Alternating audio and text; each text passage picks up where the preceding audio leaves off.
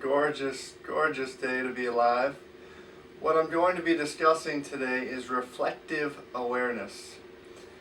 There's a great writer, some of you may know, Ralph Waldo Emerson, who says a quote, "As I am, so I see." As I am, so I see. What does that mean to you? For me, it says, if you spot it, you got it. So let's talk about that in our day-to-day world. When we're out in our daily interactions, at the store, at the grocery, at the restaurant, maybe we're at the post office, whatever we're doing in our day-to-day world, we're at work, we're out to dinner, we're having discussions, anything that you see in another individual that you think is outside of yourself and you have an emotional reaction to, any type of personality characteristic, if you spot it, you got it. If you spot it, you got it. So let's apply that. Let's actually take a look and make this interaction experiential. So take right now somebody in your life that bothers you, that really just pushes your buttons. When they do that, when you're out in public or you're out with your friends or you're out doing something and they say something or they do something and you're like, ah, it just bothers you. It just frustrates you to your being. What is the characteristic that they are displaying? What is the characteristic that they are actually doing that's bothering you so much? And when you can get really clear on what that characteristic is, then you want to ask yourself a whole series of questions. See, a little bit about me. I have an older brother, older sister. I grew up in a very academic-driven family. Everything in my world from a very young age was just observing.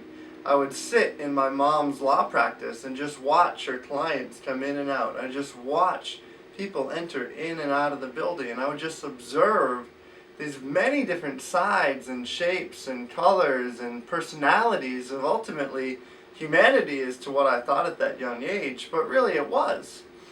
So I learned at a very young age just this power of observation. And as I took that into my older years, into my teenage years, into my 20s, etc., I started to really get a whole process down within that. And that is many of the reasons why I led to getting a degree in psychology, in spiritual psychology, because I wanted to understand what it meant when we can understand and truly get an interpolation, get a comprehension of human behavior. Because ultimately what you view as being human behavior and what I view as being human behavior, it's our world, it's our interaction, it's how we get about in our day-to-day world. So that basic comprehension, that basic way of being with people, let's look at that more thoroughly. Let's look at that a little bit more on the edge of growth, on the edge of your own learning.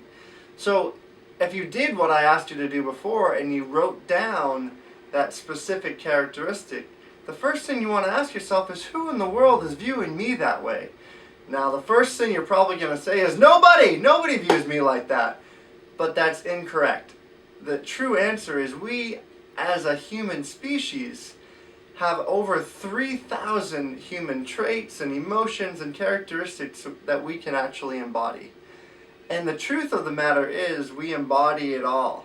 See, Emerson had it great when he said, "As I am, so I see."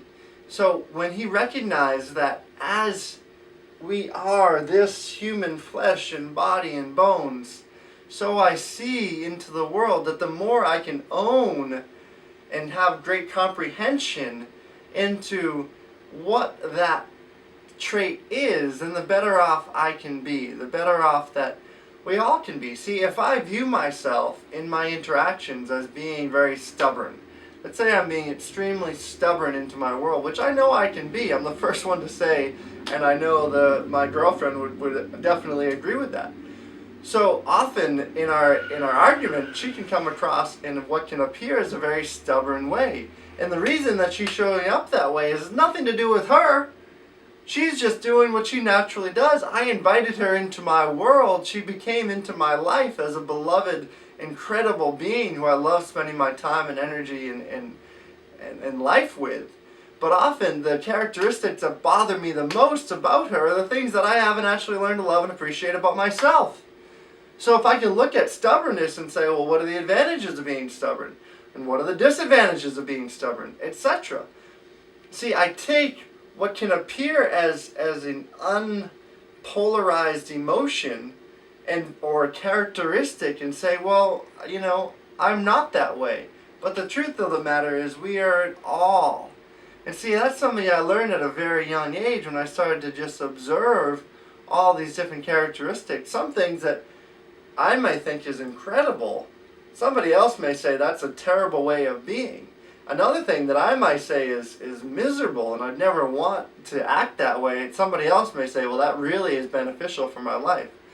So again, the truth of it all is that we are every human characteristic. And anytime I, myself, my close people in my world think that they're not something, then the world is going to continue to show up in that way. You're going to draw the people, the places, the experiences that are trying to show you what you haven't learned to love and appreciate about yourself. So if I take this mirror,